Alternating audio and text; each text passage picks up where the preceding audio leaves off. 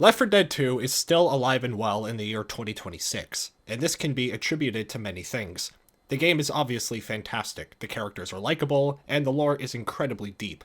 All of these things are great and help the overall quality of the game. However, one of the core features of Left 4 Dead 2 that cannot be ignored is the Steam Community Workshop. Hundreds upon hundreds of mods are available at the simple click of your mouse, and these mods help transform your game into something completely different. Maybe you wanted to play as Dante from Devil May Cry, or Raiden from Metal Gear Rising: Revengeance, or maybe you want the ability to ADS. You can change your HUD, you can change the skins of your characters, you can add music to the end credits. The possibilities on the workshop are almost endless, and the modding community in Left 4 Dead is very passionate and dedicated. It's one of the core reasons why this game is so popular despite being released well over a decade ago. One of the best parts about the workshop are, of course, the custom campaigns.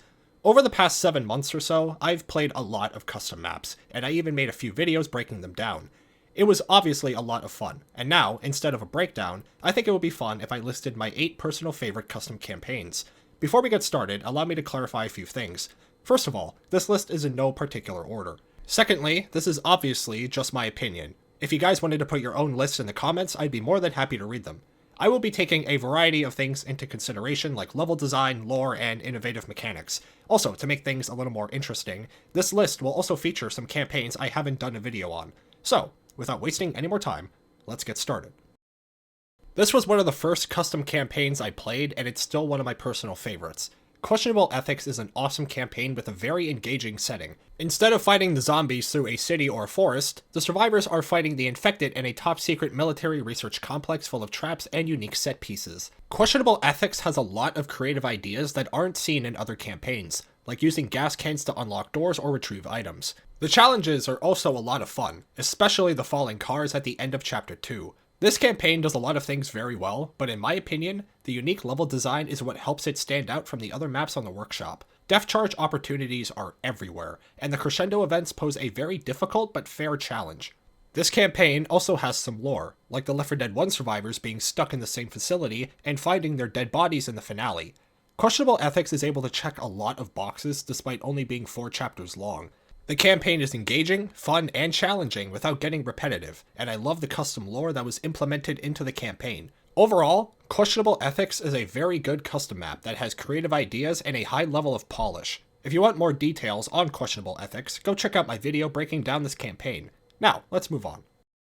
Here's a fun fact about me. I love the Resident Evil franchise. If you're a longtime viewer of the channel, you might have watched my videos on the Resident Evil 2 and Resident Evil 3 remakes. I am not the biggest fan of the remake of RE3, but the remake of RE2 is still one of my favorite video games of all time. If only there was a custom map based on this iconic video game. Well, thankfully, there is. There is a lot to talk about when it comes to this campaign. First of all, this campaign has 2 different sides, Side A and Side B. If you play the original RE2, you'll know that its main story has 2 different protagonists. In the Left 4 Dead custom map, instead of 2 different people, it's 2 different groups. The Left 4 Dead 1 survivors and the Left 4 Dead 2 survivors. This is a genius design choice that adds a lot of replayability to this campaign. Sides A and B have you going through the same areas, but there are enough changes so it doesn't get repetitive or boring, especially in the first 2 chapters. Just like the classic Resident Evil games, you will be doing a lot of puzzle solving and backtracking when playing through this campaign, and I think it was executed very well, especially on a first playthrough when you don't know the answers immediately and where to go. A lot of iconic moments from the original game are transferred over to the custom campaign, like the hallway ambush and even the alligator boss fight. Other classic mechanics like the ink ribbon and supply chests also make an appearance. The campaign also features custom voice lines, original cutscenes, custom melee weapons, and you can also find many different secrets and Easter eggs. Even if you aren't a fan of the RE franchise, I still think this map is a must-play. This custom map innovates on typical Left 4 Dead map design, is faithful to the original, and it's a lot of fun to play. Also, before we move on, I wanted to point out these photos in Chapter 1, which are directly taken from the TV show Avatar: The Last Airbender, which is also one of my favorite TV shows of all time. One of the rooms in the RPD looks exactly like this, and in the corner of the room, you can find Uncle Iroh's knife in a box, and when you grab it, the song Leaves from the Vine begins playing. It's absolutely perfect. But anyway, let's move on. Here's another campaign I did a video on, and even after a couple of months, it's still one of my favorite custom maps. Daybreak does a lot of things very well. The level design is engaging, the pacing and chapter length is also very solid, and the presentation is among the best on the workshop. Seriously, this campaign looks fantastic. Chapters 1 through 5 are full of custom models like the supercars, and there's a ton of original wall graffiti which earns it some bonus points. The campaign also has you fighting the infected through some of San Francisco's most iconic landmarks, like the Golden Gate Bridge and a finale that takes place on Alcatraz Island. Daybreak also features one of my favorite custom weapons. The flamethrower is a lot of fun, and it's very powerful against the common infected. Speaking of custom weapons, Daybreak has some of the best Easter eggs of any custom campaign, and yes, I'm specifically talking about the gnome Easter egg. These little guys spend the entire game getting high and talking shit, and it ends with the survivors being attacked by an army of tiny gnomes.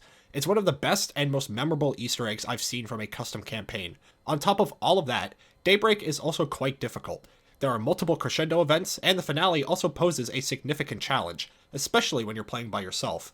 I also love how the time of day changes as you go through the campaign. If I'm not mistaken, Swamp Fever is the only official Left 4 Dead campaign that did something like this, and I love seeing that kind of detail in a custom map. I honestly can't think of any significant negatives to this map aside from Chapter 4 being a little short. The level design is fun and engaging, the Easter eggs are rewarding, and the map poses a fun challenge. There isn't much else to add. Daybreak checks almost every box in terms of quality, which is why it's one of the most popular maps on the workshop. A lot of custom maps are able to branch out and do their own thing while still being grounded in the world of Left 4 Dead. Other custom maps, however, go completely out of the box with their ideas. There are a few custom maps that fit this description, but for this entry on the list, I wanted to talk about Time to Die. Another classic custom map with a truly brilliant concept. The Left 4 Dead 2 survivors find a military base and come across a strange device. After turning it on, they discover it's a time machine. In this Left 4 Dead custom map, the survivors are literally time travelers, jumping into the past, present, and future and killing zombies while doing it. If you love sci-fi movies, you probably love this concept already, and I can assure you, it gets better. This campaign has the survivors jumping through time, and the chapter setting changes drastically because of this. At first, you're fighting the zombies in a Wild West town full of wide open spaces, and then a few minutes later, you're stuck in a dark, narrow hallway with almost no space to move at all. This is one of the highlights of the campaign. The chapter setting changes all the time, and these locations are drastically different from one another. Medieval castles, futuristic spaceships, and isolated farmhouses. So many different settings and ideas that are executed to near perfection. The campaign also has a ton of custom models to complement these areas, and Easter eggs are of course everywhere. There's also a ton of custom wall graffiti, which I obviously love. The lore behind this campaign is also very well done. Based on the evidence seen throughout the campaign, the Left 4 Dead 1 survivors also found a time machine, and after using it, they literally brought the green flu virus into the past, which explains why we're fighting zombies despite traveling to a completely different point in time. I will talk about this in more detail when I do my eventual breakdown of this campaign. Overall, Time to Die is an awesome custom map that has a level of detail and polish that surpasses most maps on the workshop. The concept behind this map is so brilliant and intriguing that it's a must-play for any sci-fi fan. Also, bonus points to the PT jump scare that actually did get me on a first playthrough. Now, let's move on. Here's another custom map that juggles a lot of different ideas. Darkwood is a very fun custom map that gets more engaging with every chapter. The first two chapters seem like a standard custom map with some fun level design and difficult crescendo events, but from chapter 3 onwards, everything gets cranked up to a whole other level. The laboratory is a very long and difficult chapter full of unique models and Easter eggs. This chapter also ends with one of the most chaotic segments I've ever seen from any workshop campaign. After you're done with this chapter, you then end up in an underworld ripped right out of Silent Hill. These areas are once again complemented by a wide variety of custom models, making these segments all the more engaging. Also, just like the Daybreak campaign, the Easter eggs in this map are very well done and rewarding. Custom weapons are always nice, and Darkwood has a grand total of 4. One of them being a mace that is insanely powerful and super fun to use. These custom weapons can be acquired by completing some kind of challenge, like a parkour test or solving a giant maze. Darkwood juggles a lot of different settings and ideas, and they are all executed very well. This campaign is also very difficult, with multiple crescendo events that pose an insane challenge on higher difficulties. The only real negative I can think of is Chapter 4 being so wildly disconnected from the rest of the campaign. Apparently there's a Silent Hill-esque underworld that exists underneath this laboratory, and it can be entered by climbing down this ladder. It's a little confusing, but it doesn't at all ruin the experience, and Chapter 4 is still my favorite chapter despite those criticisms. To quickly summarize, Darkwood is an excellent custom map with very few drawbacks. The chapter settings are vastly different from one another, the Easter eggs are a lot of fun, and the campaign is very difficult. A definite must-play for any veteran of the Left 4 Dead series. We've come down to 3 campaigns, and up next, we have the first custom campaign I did a video on. Coldfront is an amazing custom map that has a lot going for it. However, the best part about this campaign in my opinion is how well it builds its atmosphere. Coldfront is full of custom models and a custom soundtrack that really helps settle the player into the campaign. The atmosphere is helped out immensely by the snowy environment. I am not a level designer by any means, but I can only imagine how hard it is to add snow effects to a custom map. It may seem like a very small thing to point out, but it's honestly one of the highlights of the campaign. Chapters 1 through 5 are full of innovative and creative ideas, like the safe room fakeout in Chapter 2 or the blizzard mechanic in Chapter 4. The crescendo events are also very difficult and well implemented. They pose a challenge, but it never feels unfair or frustrating. The optimization is also top of the line. Over the course of the past year, I think this campaign only crashed on me a single time, and that's with me playing with multiple mods. From a presentation standpoint, Coldfront looks amazing. The environments look great, and I really like the custom models for the special infected. On top of that, this campaign also features an original 5th survivor.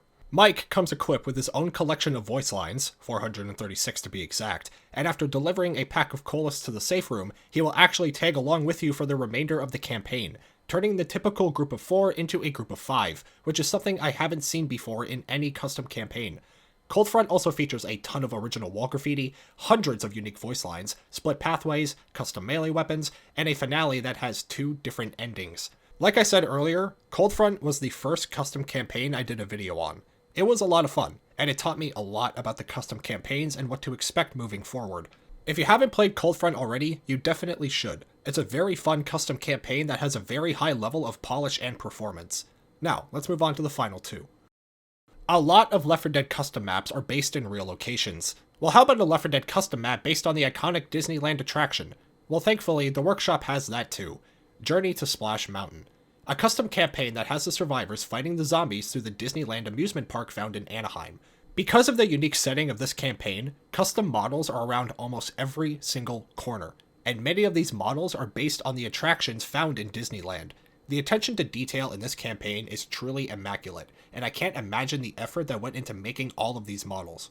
Some of the most iconic Disneyland attractions make an appearance in this campaign: the Haunted Mansion, the Penny Arcade, the Jungle Cruise attraction, and Splash Mountain, just to name a few. These locations are not only strikingly accurate, there are also fun areas to play through. The Haunted Mansion, for example, has a lot of narrow hallways and closed spaces when compared to the other areas of the campaign. Custom wall graffiti can also be found everywhere, which is a nice bonus. The sound design in this campaign is also fantastic. Some of these machines come with their own jingle sound effects, and most of the attractions have their own custom music. I made the mistake of glossing over this in my breakdown, and it's easily one of the best parts about the campaign. Journey to Splash Mountain, like Coldfront, also performs very well. Over the course of the past year or so, I don't think this campaign crashed on me a single time. Quick confession, I have never been to Disneyland, so I can't explain why this map clicks with me so well. Journey to Splash Mountain feels like the perfect spin-off to Dark Carnival. A fun, difficult, and exhilarating custom map that takes full advantage of its unique setting. Another must-play for those who haven't tried it already. For the last spot on the list, I decided to go with a custom campaign that went above and beyond in multiple different departments. A custom campaign that still holds up well even 13 years after its release. To finish off the list, I decided to go with Back to School. A custom campaign that is so long and so stuffed with content, it took me almost a half an hour to break it all down. This campaign is a prequel to the story of Left 4 Dead 1, and the survivors are fighting the infected through Borden City, a location that actually exists in the Left 4 Dead universe. The creative world building definitely earns it some bonus points, but how does the campaign actually play? Well, it's a lot of fun, and the level design is engaging no matter the setting you're in. Sewers, office buildings, construction sites, police stations, and movie theaters. A lot of different areas are used in this campaign, and they all look and play very good. This campaign also features a ton of split pathways and randomized events, so it never feels repetitive or boring. When you reach the end of Chapter 3, for example, you can sometimes walk right into the police station and reach the safe room, but on repeat runs, the cell door will be closed, forcing you into a crescendo event where you have to fight off the zombies and pry open the door. We've seen split pathways like this in other campaigns, but Back to School is full of them, and it's one of the standout features of the campaign without a doubt. Some of these crescendo events are actually very hard, so bad RNG can lead to a very frustrating experience on higher difficulty settings, but this isn't a huge problem at the end of the day. From a presentation standpoint, Back to School looks great, the custom models look very good, and the environments are very well done. The only problem is the campaign can be very dark, especially in the first few chapters, but this is another nitpick that hardly drags down the experience. This campaign also has a ton, and I mean a ton, of custom wall graffiti. Some of these pieces of graffiti help build the story for this campaign, and other times it's just a funny reference. On the technical side of things, Back to School does have its problems. I did have some crashes and other technical issues, but that is one of the only real negatives that I can think of.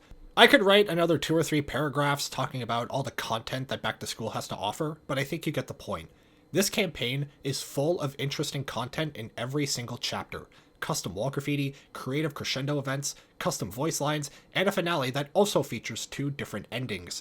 There isn't much else to add. Back to School is a great custom map that has deep lore, engaging level design, and an insane amount of replayability.